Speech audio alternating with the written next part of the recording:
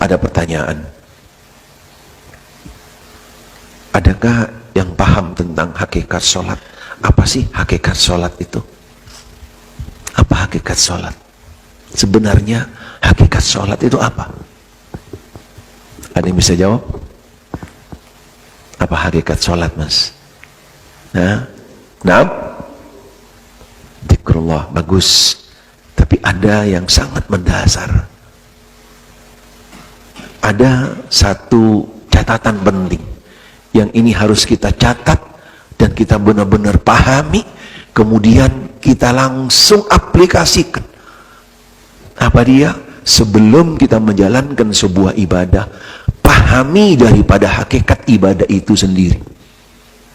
Ketika kita memahami dengan hakikat sebuah ibadah, subhanallah, nilainya akan berbeda, bobotnya akan berbeda. Ketika kita sekedar menjalankan ibadah, menggugurkan waktu, pastinya akan berbeda. Hakikat salat adalah doa. Hakikat salat adalah doa. Berarti salat itu sendiri adalah hakikatnya bagaimana seorang hamba ketika dia berdiri dari mulai yang namanya takbiratul ihram menghadap ke kiblat dengan mengangkat kedua tangan, dilanjutkan semua daripada gerak yang ada di dalam salat, semua zikir yang ada di dalam salat adalah doa. Semuanya doa. Itu hakikat daripada yang namanya salat. Sehingga salat telah tempat yang sangat mustajab bagi seseorang untuk berdoa kepada Allah. Kalau bahasa media, bahasa IT, seseorang ketika salat, dia itu seakan-akan connect dengan Allah. Connect dengan Allah, subhanallah. Tingkatan connect-nya itu tidak bisa ditandingin dengan semua tingkatan yang namanya sinyal yang ada, tidak bisa. MPBS apa namanya itu kan. Subhanallah, berapa sih tipe-tipe itu yang paling besar? Kalah dengan koneknya seorang hamba ketika dia berada di dalam salat.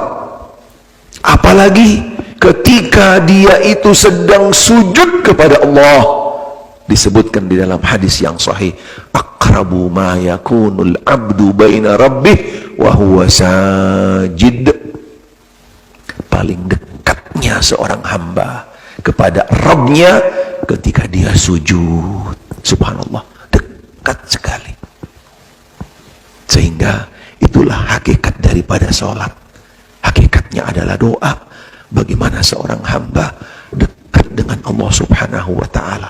Walaupun kondisi dekat di sini seorang hamba dengan Allah ada yang lebih berkualitas, ada yang lebih tinggi. Ketika sujud kita yang mendekat kepada Allah. Tapi ketika di sepertiga malam Allah yang turun datang mendekat kepada kita. Itu posisi, waktu atau kedekatan Allah kepada hambanya yang sangat luar biasa. Sehingga ketika kita memahami dengan hakikat sholat, sholat adalah doa mendekatkan diri seorang hamba kepada Allah, pastinya hamba tersebut dia takkan menyia-nyiakan kesempatan dekat tersebut, khususnya ketika sujud dan juga ketika sebelum salam, setelah doa tahiyat, untuk berdoa kepada Allah. Sehingga tidak ada anjuran dan yang tepat bahwasanya doa itu setelah sholat tidak ada. Tidak ada. Adanya doa adalah di dalam sholat. Walaupun sebagian kecil ulama ada yang mengatakan boleh saja berdoa habis sholat, boleh saja. Tetapi yang sangat tepat momentumnya adalah ketika di dalam sholat, di dua tempat khususnya, yaitu ketika sujud dan sebelum salam. Ini dia hakikat sholat. Mereka-mereka yang belum memahami tentang hakikat sholat, mereka salah memposisikannya, salah menempatkannya. Ketika sholat, mereka ngibrit sholatnya. Habis sholat, baru rame-rame berdoa. Udah kenceng, lama lagi doanya. Benar nggak? Dia kan?